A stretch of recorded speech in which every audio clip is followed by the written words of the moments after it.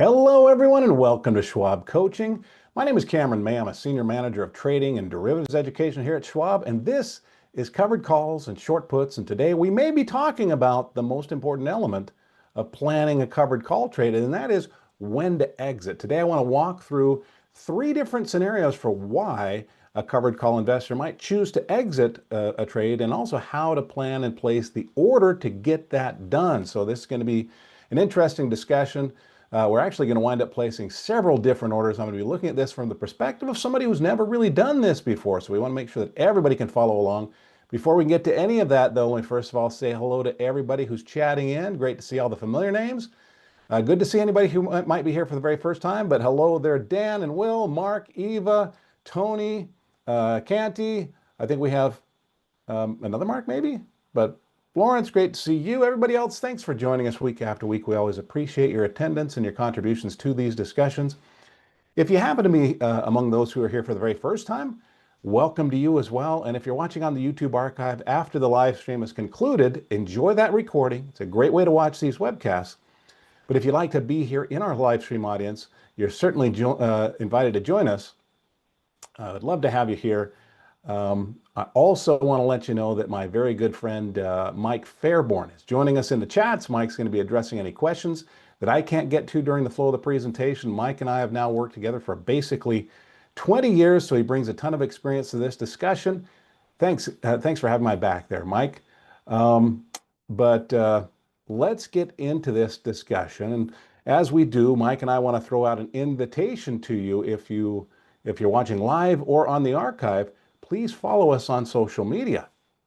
Best place to connect with your favorite presenters is on social media. As a matter of fact, it's the only place to connect with us. So you can find us on X. You can find us on LinkedIn. You can find Mike there on X at Mike Fairborn CS. You can find me on X at Cameron May CS. You can also just go over to linkedin.com/in and then /Cameron May CS will take you to my profile where you can give me a follow. But let's get into this discussion.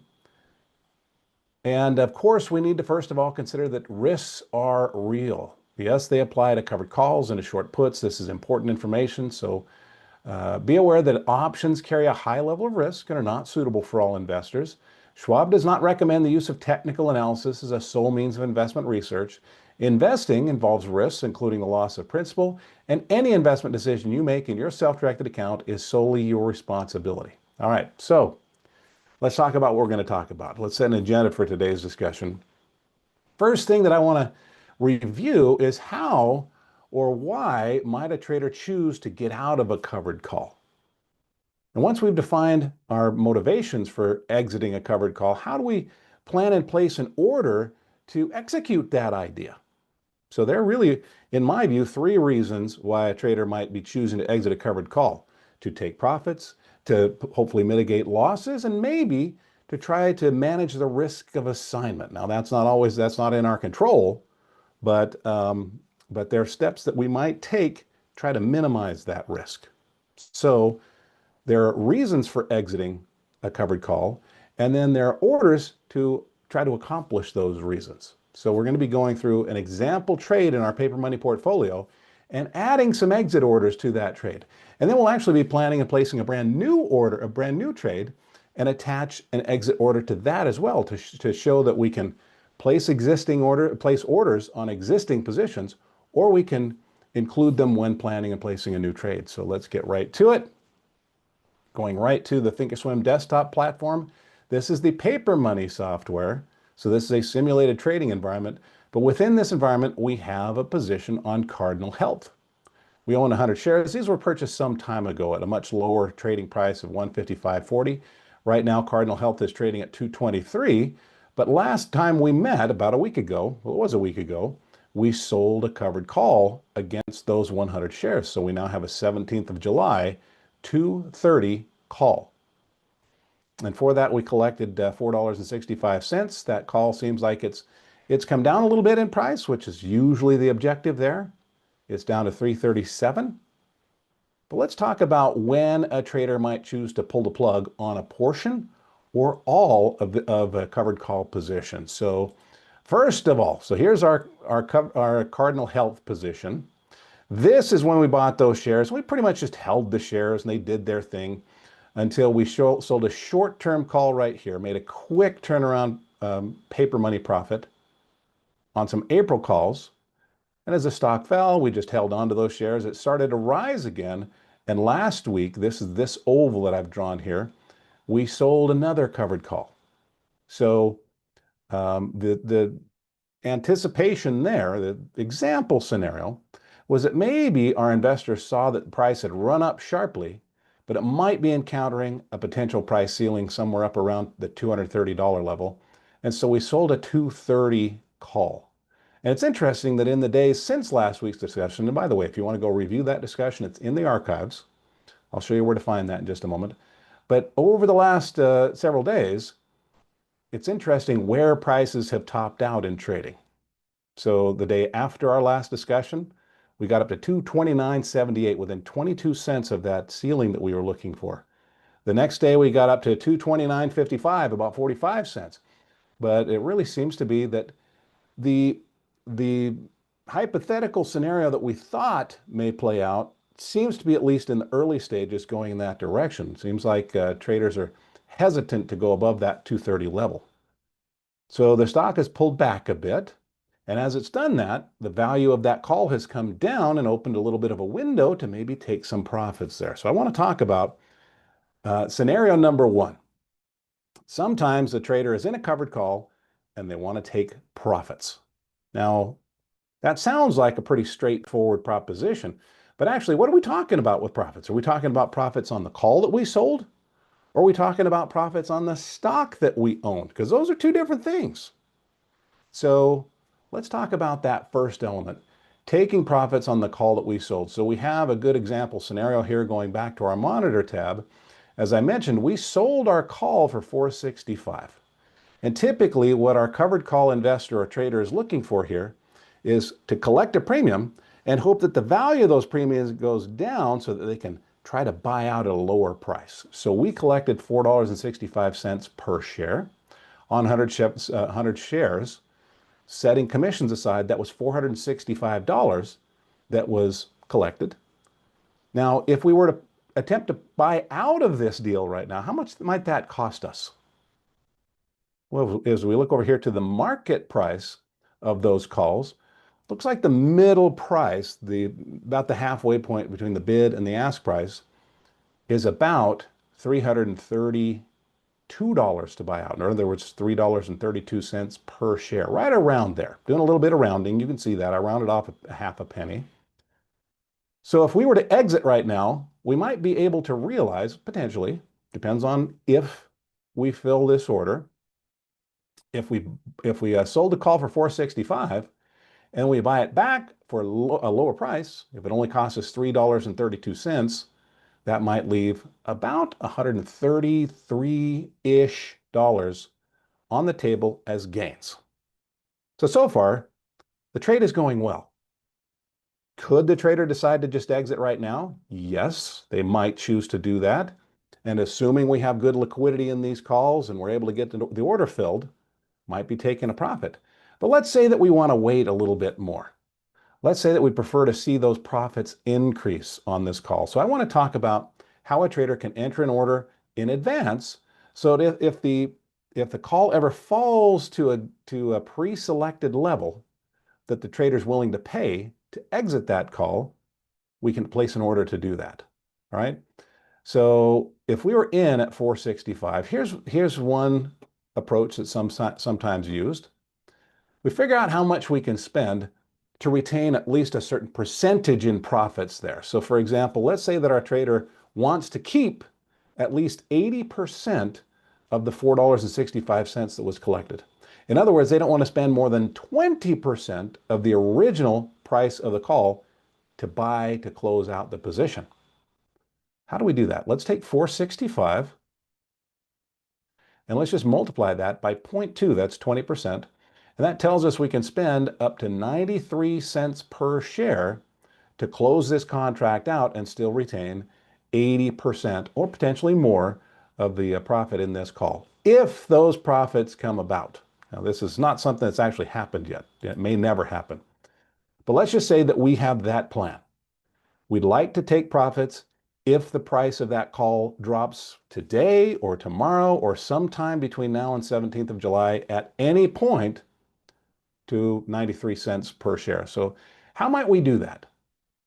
Well, on an existing position, we can just come right to the call. So here we are on the Monitor tab. We can go down to the call that we're in and right-click on that and create a closing order. So this is to buy that call back. Now you'll notice right now it might cost us $3 and change. Well, that's not what we're planning to do. Now, one advantage to doing this from the Monitor tab by doing that right-click and selection from the menu function is that it makes sure that the quantity of contracts pairs up with the actual quantity that we have. Because if you have a default, let's say in our trading account, the default quantity that comes up when we go to place an order is 10 contracts. We might accidentally place what we think is a closing transaction for 10 contracts when we only needed to close one. So doing this from the Monitor tab automatically makes sure that the quantity is for the current number of contracts traded. All right, so here we have an order for one contract. We're buying the 17th of July, 2026. This is the contract that we're in, 230 strike for the calls. And the price right now is $3.90. But we didn't want to sell it. We didn't want to buy out of this, not sell, but buy at $3.90. That actually wouldn't be capturing much profit. Instead, we decided, let's do this. If we can do it for 93 cents or less, that's going to be the limit that we're willing to pay. And I'm going to make that a good till canceled order, which means this order is just going to remain in effect until expiration. If we're assigned, that would also cancel the order. But the purpose here is to have an order in place to get us out of this contract if we're able to do that at 93 cents. So this is a profit-taking approach for an existing covered call on the option. So you click confirm and send. This is going to give us a confirmation buying that one CAH 17th of July call for not a penny more than 93 cents. It's 93 cents or nothing. It's either we can buy out for 93 cents or less, or we just stay in that covered call position. Now this is going to give us numbers: break-even price, max profit, max loss. These would be the numbers if this were an opening transaction. This is actually an order to close, so we don't really need to worry about this. But there are commissions on options to be paid, so we'd have to add this to the net cost of exiting. So that's it. That is how we might make a plan to exit, let's say at a specific price on the option, to try to capture profits. And we could place this order. I'm actually not going to do that. We could click send, and that would be on. But I also want to talk about taking profits on the stock, because this covered call consists of two different securities, basically, two different positions. We have the stock and we have the call.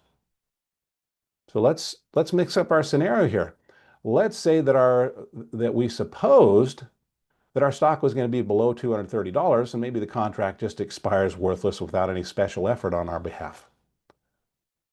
Now, Barbara says, explain the difference between a limit in this case versus a stop. That's a good question. I very deliberately used a limit order. A limit means that we want to get out at this price or better. So when we're buying, what's better than buying for 93 cents? Well, I'd be buying for 90 cents or 85 cents, buying at a lower price. A stop, doesn't it sound like, aren't we trying to stop the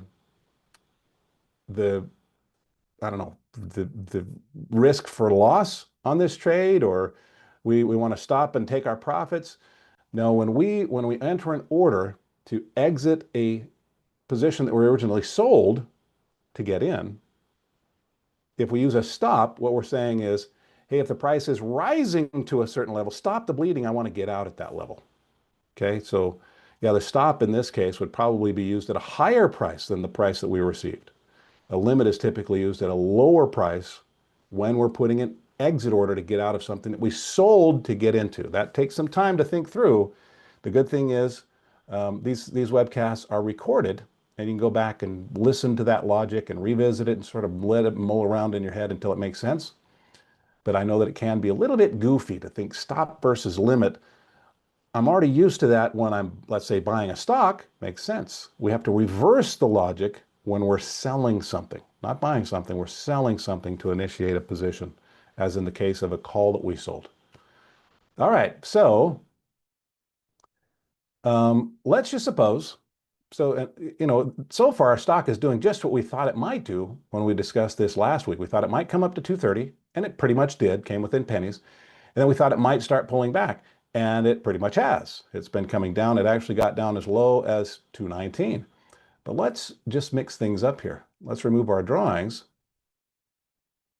And let's say from here, what if the stock starts to rise again? What if it goes up here above 230 and it goes up to, let's say, 235? Well, what this is doing is we own 100 shares of stock, which is great because we bought those for 155, and those shares are climbing in value. Isn't that good when you own shares? Yup, that's nice. However, we do have a contract that says, hey, Cameron, someone else has the right to buy those shares from us. And I might be thinking, well, yeah, I know I have that contract, but I'd sure like to sell the shares for 235 right now. I don't want to wait for someone else to decide whether they're going to buy it from me for 230 or not. Wish I didn't have that deal going anymore so I could just sell the shares right now. Well, we might be able to do that as well.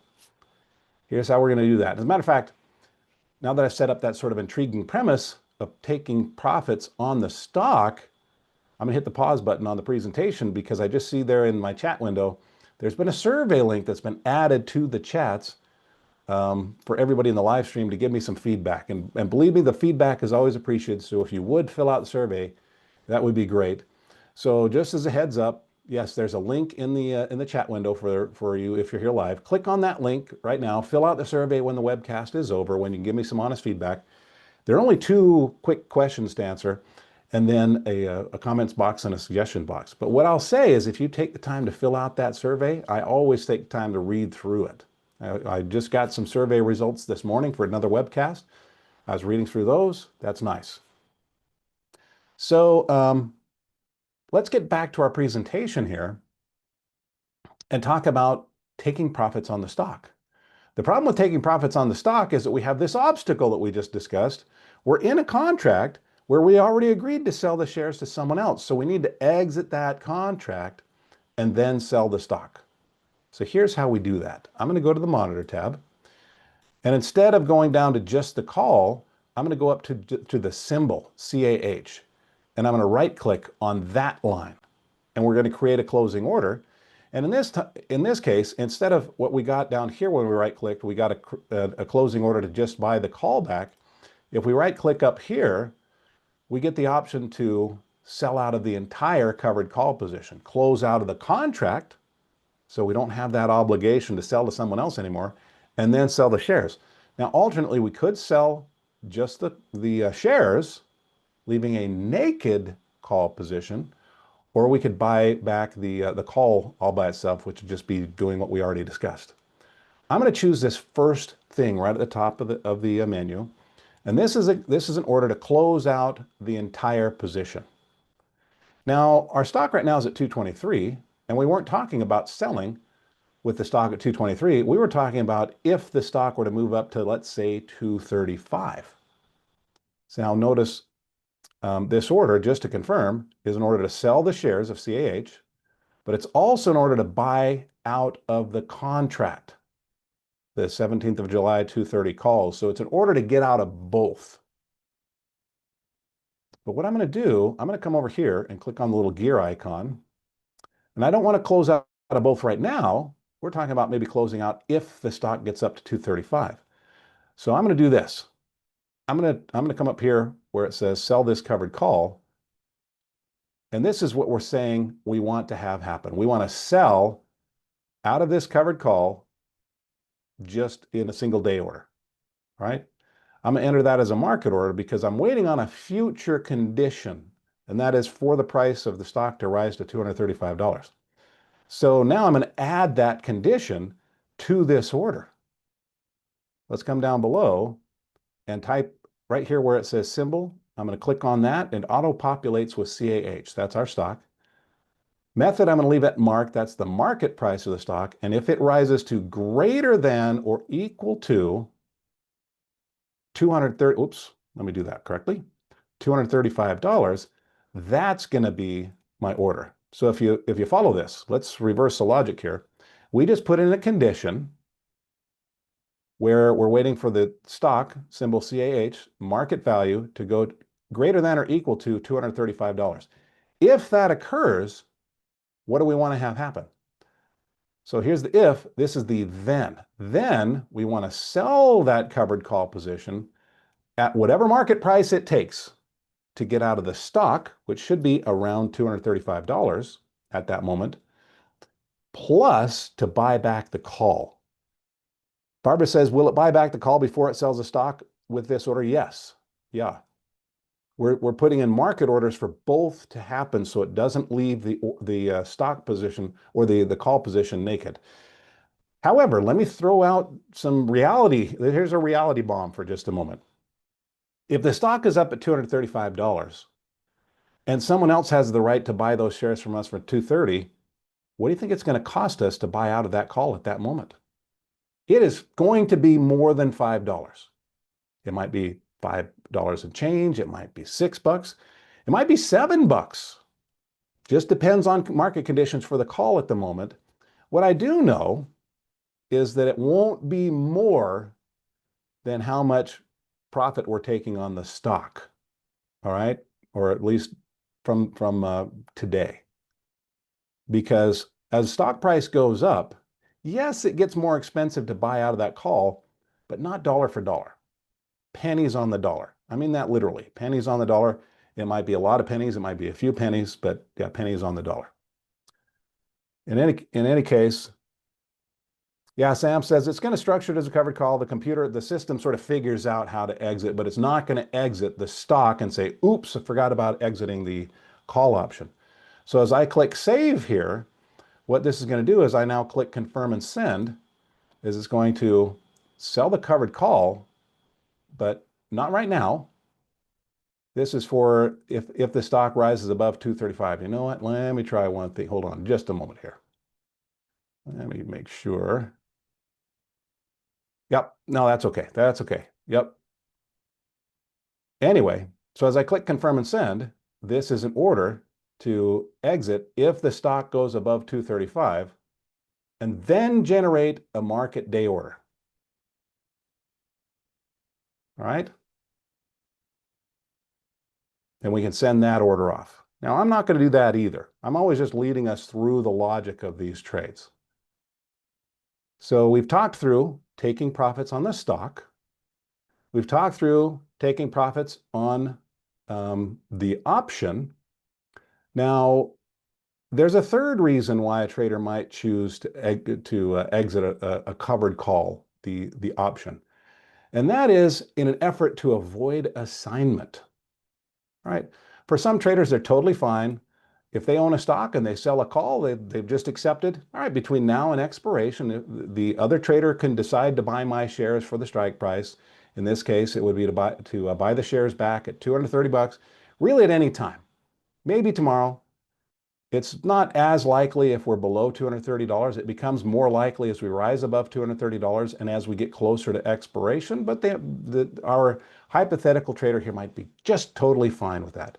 For others, though, they've sold the call, but where possible, maybe they prefer to minimize the risk of assignment anyway. Sam says this is a day trade worth noting. It's not, well, first of all, we don't discuss day trading in these webcast series, and this one is not because we actually have been in this position for a number of days already. So if we were to exit this now, but yeah, be aware that it is possible when entering exit orders at the time of entry, it's possible that that may happen within the same trading session, the execution of the entry and the execution of the exit. And even though it may not have been the trader's intention of doing a same session trade, it might work out that way. All right. But how might the trader try to mitigate the risk of assignment if that's a concern for that trader? Well, similarly, it might be that if we recognize that as the stock price rises above our strike, that can increase the likelihood of assignment.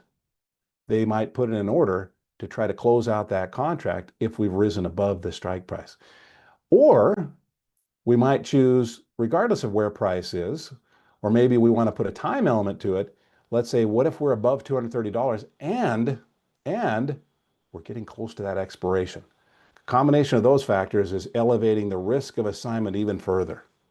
How about we do that? Let's put in an order to close out, let's say within the last week before expiration, if the stock price is above $230. We can do that. This is getting a little bit fancier. If this is your first time trading covered calls, you don't need to feel like you got to get this fancy, especially if we're trading on paper money. We might just practice with the simpler, the more direct order types, and then get a little bit fancier. But let's do this. Let's put in an order to close out our call option if the stock price rises above 230 within that final week before expiration. How do we do that? Well, from here, we might just go to the Trade tab. Actually, we can just do it here as well. When you're on the Trade tab, you can open up where it says this abbreviation for position. That means that's where our contract is. It's for the 17th of July. We could place our order there. I'm going to continue doing it from the Monitor tab, just for the sake of consistency. So here's our 17th of July call. I'm going to right-click on that and create a closing order to buy that call back, but not right now, not if we've achieved a profit. This one is to try to mitigate that assignment risk. So once again, we're going to come over here to the little gear icon, and I'm going to change this to a market order to buy this callback. I'm going to leave it good for the day, but I'm going to submit it in that final week before expiration. So our week of expiration is the 17th of July. Let me just push this out to that 17th of July expiration. How about we put this in on Monday of that week? All right. So we're putting in an order to buy this back, but I'm going to throw on another if here. If our symbol, if our stock is trading greater than or equal to $230 on the 13th of July, well, let's just close it out. All right. There we go. So that's a type of order. See if you can spot the hole in this order. There are a couple of holes that we have to be aware of. See if you can spot them. Well, number one is we're placing this for July 13th. Because it's a market order, it's going to require that it's just a day order. So if we put this in and the stock's, let's say, down below 230 on Monday, and we're saying, well, if it's above 230, get me out of this call. It's not above 230. The order tries to fill, but it doesn't because it's not above 230. It expires at the end of the day, and then on Tuesday, we pop above 230. So there's a gap there. Be aware that what this will do a good job of catching is if the stock has gone up above 230 and it's been above that for some time and it's still there on Monday, or if it happens to cross up above 230 on that Monday. But if it's down below and then crosses above 230 between, let's say, Tuesday and Friday, there's a little bit of a gap there. So I want you to be aware of that. What else is there a gap? Where else is a gap? Well, the other party here may choose to assign before that Monday. So maybe we got above 230 before that Monday. Maybe it was still out of the money and the other trader just decided to buy our shares for 230 anyway. That's a possibility. Right? But that's a different way that we might place an order type, a closing order. JDLMI says, can you condition if it reaches 230 before July 13th, it closes? You can submit cancellation requests like that. Now, you'll notice I allowed myself a little bit of, I sort of let my leash out a little bit to get a little bit fancy with this, even though I really intended this discussion for just beginners. But I want you to be aware, you'll probably notice there are lots of different ways we can configure these exit orders depending on the preferences of the trader. I just wanted to lay out a few of them, kind of whet the appetite a little bit for, again, it's not a sales pitch for these approaches, but make people aware of the sorts of potentials of the Thinkorswim software And then just explore this on your own in paper money. But let's dial it back in. So we have a plan where we might be taking profits on the option. We might be taking profits on the stock. We might be attempting to avoid assignment. But what about just the risk? This is where I get the most questions. I think it's logical. Let's just go back here and let's say, Cardinal Health, as cooperative as it has been, has started to sell off. And the fear of some covered call traders, let me just remove this drawing, is actually not that the stock will go up and they don't know how to take profits. It's that it'll go down and we don't know how to mitigate those losses. So I've kind of drawn a line here at 205. You'll notice 205 going all the way back to January.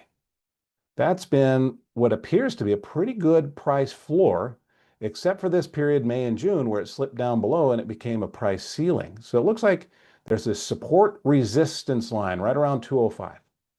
And let's just say that our trader, they own shares of stock, they sold a covered call, but they realize if the stock goes down, and if it starts to crater, if it's breaking below support levels and it just keeps going and going and going, they're still the owners of those shares. And they have this thing hanging over their heads. Hey, I agreed to sell my shares to someone else, and while they're waiting to make up their minds, I'm getting crushed by the stock.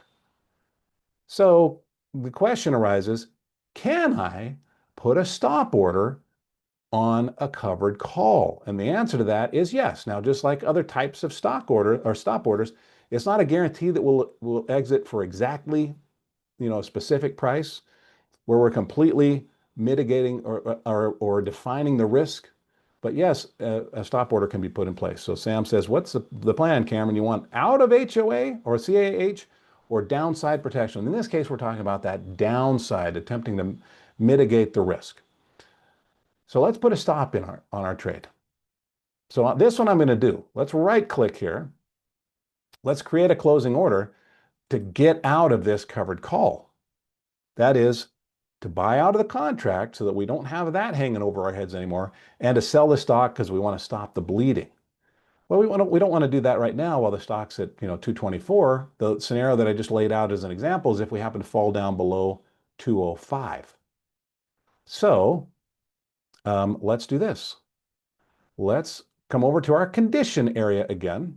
Now, this is not going to be stop or limit right here based on the value of our covered call. We're going to base it just on what happens with the stock price. So to do that, we're going to come over to the little gear icon, and we're going to change this to a market order. And we're going to say, submit when this condition is met.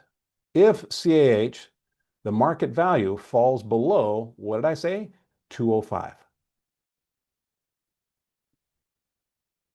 Okay.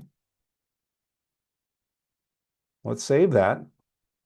So if the market value of this falls below, Sam says you can't stop out on a short. Actually, you can, Sam. Yes, you can use what's called a buy stop order. Yep. It feels counterintuitive, but the trader can. Let me double check something here. Hold on a second. I actually haven't done this on a covered call in a while. I want to double check how the system gets finicky here. Yep, that's perfect. Yep. So what I'm doing is I'm making this a good till canceled condition here. So if you didn't see that, let me just pop back over here to our condition field. And right here, where it says time in force, I'm going to put in a good till canceled condition. So it's saying, hey, whether CAH falls below 205 today, or maybe it falls, and by the way, should have done this on the earlier order when we were exiting at 230 to take our profits. So you can go implement that with that earlier demonstration. But if the market value of CAH falls to less than or equal to 205, that's our condition. We want to sell out of this covered call at that future market price. Now, we don't know everything about what that market price potentially entails, but what we can anticipate is the stock's going to be worth less than it is right now. It's going to be down to 205 or below. But the call, what happens to the value of calls? when stock prices fall fairly precipitously? Well, as they fall, calls tend to get cheaper. They get less expensive. So our call that we were originally collected 465 for, it's probably not going to cost us anywhere near that to close it out. It might be a few pennies. Just depends on those conditions. But we'll probably be realizing profit on our call that may make us feel a little bit better about the losses that we've taken on our stock, but it's not going to be perfectly, it's not going to offset all that loss. There we go. But market goes, it heads towards zero. So we're going to save that. So that's our deal. This is effectively a stop order, even though it doesn't carry that label. It doesn't look like a stop order, but we've said, hey, if the price falls below a certain level, exit. What does that sound like? Doesn't that sound like a stop order from a stock trade? Yeah, but in this case, it's an exit order for an entire covered call position. And then we just click confirm and send. So I'm actually going to place this on our covered call. So we're going to sell out of this covered call if Cardinal Health, the market value falls below 205. And that's a good till canceled order. So it'll run the duration of this contract period. Now there is a commission to be paid if that order fills, but we're going to send that order off. And we've now done that. There's our exit order on our Cardinal Health. Let's now do that same thing, but I want to show you that it can be done when placing an order for a new trade. So how about, I'm just going to bring up Tesla for just a moment. Let's look at another example scenario. Let's say that we have a would-be owner of Tesla. So it's not one that they already own, but they see that Tesla has found what appears to be a price floor at around 380, and they think it might be back on its way to the ceilings that we had previously at about 450. So maybe our trader is looking to make a little money if the stock goes up to 450, at which point they'll be happy, okay, if someone else chooses to sell it or if someone else chooses to buy it from us at that price, we're okay. We'll let it go at that price. So we're going to buy the stock and sell a call at 450. Let's see, our stock right now is at 407.64. If we were to go out to July, let's see what the 450 call is trading for. It looks like almost $6, a little bit more than 1% of the value of Tesla right now. So let's do that. Let's come down here to 450. And I'm going to begin to do a covered call. I'm going to right click here and I'm going to put in an order to buy, not the stock, but what's called a covered stock. And it is an order to buy because we're buying 100 shares and yes, we're selling a call. But net, we're spending some money here. So yeah, buying those shares. And let's just say we're willing. I'm going to do this just to make sure that we can get this order in, or at least give it the best chance to fill this order as quickly as possible while the camera is rolling. I'm going to switch this to a market order, meaning, hey, I'll pay whatever it costs to buy the stock, and I'll take whatever is offered to sell the call. But that'll get us into this covered call position. But let's also say, if this cracks back down below 380, maybe we just want to get out, take our losses. So I'm going to attach a second order. So instead of just placing a single order, I'm going to do what's called an OCO order. What this allows us to do is put in the entry order and the exit order at the same moment. Pardon me. I actually don't need the OCO order. Let's do a first trigger sequential order. That means that our first order, if it fills, is going to put in a sequential order or a second order. There we go. Now I'm going to right click on this original order and just create an opposite order. This is to get us out, but not right now. This would be if our stock falls below 380. So we know that process. Let's come over here to our little condition. Let's change this to a market order. We'll make this good till canceled. And we want to sell out of this covered call, close the whole thing, if Tesla, the stock price, market price falls to or below, what do we say, 380. That is our order. That's effectively our stop order. It's not technically a stop order. It's a conditional order to try to stop the bleeding if the price of Tesla falls below 380. So let's save that. And there is that order now in place. So this would be to sell the 100 shares we bought and to buy back that contract we sold. Let's click confirm and send. See if we can get a quick fill on this. My purpose in the second demonstration, though, here is just to show, I get questions all the time as well. Hey, Cameron, can I put exit orders on existing positions? Yeah, you've seen me do that. Well, can I put those exit orders as I'm entering the trade in the first place? Yeah, that can be done as well. So that's what we're doing. So we're going to buy one Tesla covered call. The 17th of July, 450 strike is what we're selling. And we're going to sell that covered call if Tesla falls below 380. So that's our number 2 order condition.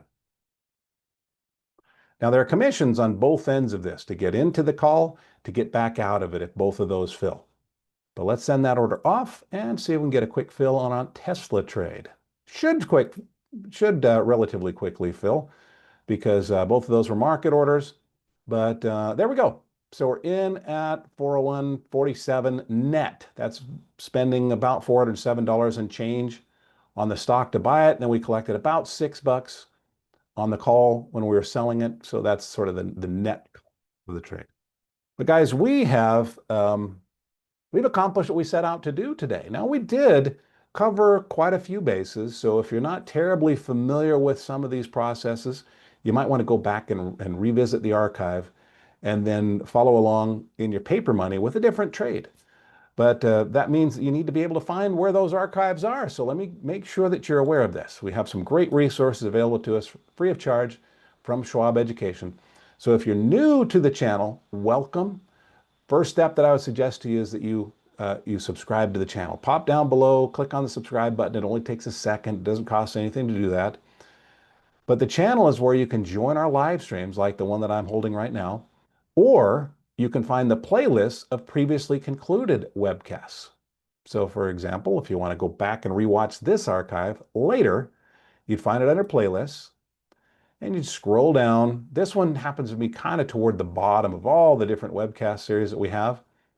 Let's see, it is right there, covered calls and short puts. There's my face. You click on view the full playlist. And there's the list of previous webcasts. And that's where you would find this archive. There's a possibility. Every once in a while, we encounter some little technical glitch that doesn't allow for an archive to be posted. Other than that, though, this is where you'd find it. Thanks, guys.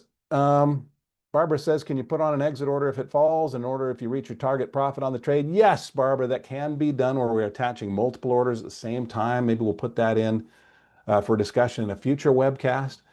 I kind of had to back away a little bit from getting a little bit too fancy, but good question. Yes, we can do that.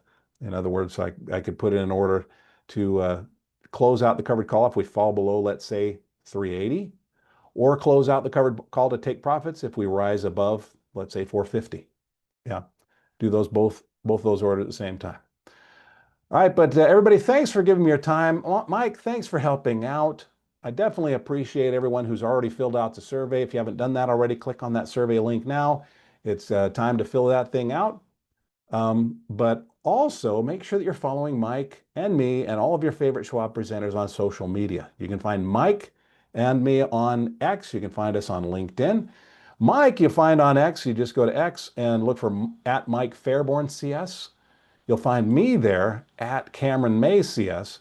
And I post on here regularly. If you reply to my posts, I try to just reply right back to you. And that's where that interaction can happen when the cameras aren't on. So for example, there are 9 people have replied to this most recent question that I posted, and I've replied to all of them. Now, you can also find and follow us and interact with us on LinkedIn. So you can find me there. Just go to linkedin.com/in and then /CameronMayCS. And if you reply there, I reply right back to you. All right, everybody. Thanks for giving me your time.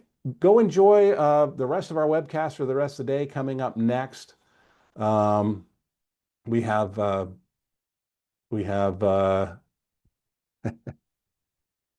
why is my mind just blanking right now? Well, that's right. We have Liz Ann live coming up next. She's working with Joe Mazzola in that presentation. So go enjoy that. She always does a fabulous job. We know that. I will see you in a future webcast. I'll also look for you on social media, on X and on LinkedIn. But hey, whenever I see you again, until that moment arrives, I want to wish you the very best of luck. Happy trading. Bye-bye.